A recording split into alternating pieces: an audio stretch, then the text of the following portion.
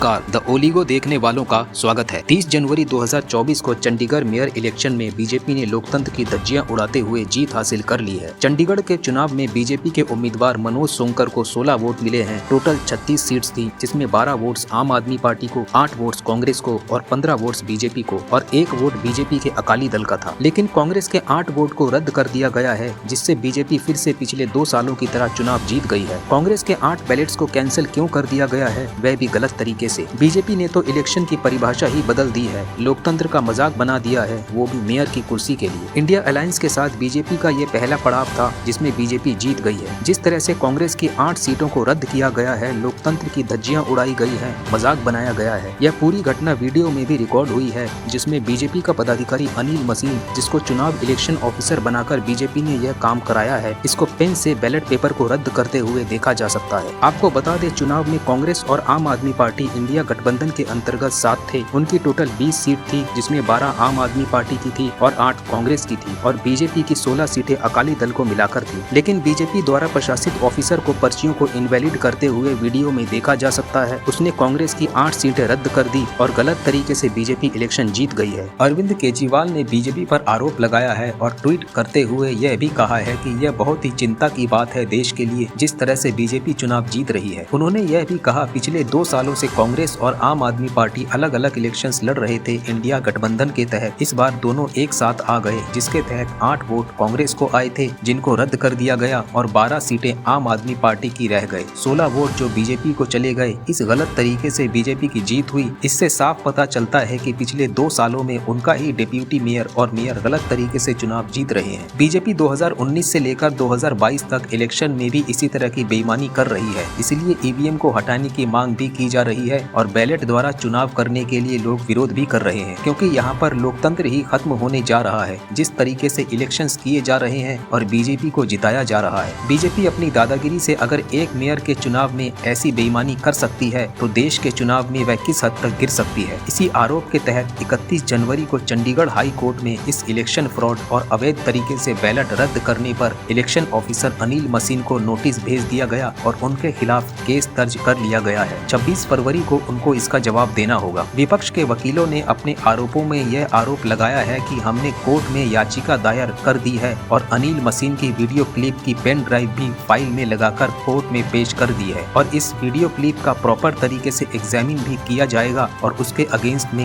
Action भी लिया जाएगा। दूसरी तरफ बीजेपी के पक्ष वाले वकील अभी भी इस बात को मानने को तैयार नहीं है। उनका यह कहना है कि इस सारे के सारे इल्जाम बेबुनियाद है और कोर्ट इनको खारिज करेगा। आज के लिए इतना ही। अगर आपको ये वीडियो अच्छी लगे तो चैनल को लाइक करें, सब्सक्राइब करें और शेयर करना ना भूलें। द ओलिगो देखने वालों का धन्यवाद। जय हिंद।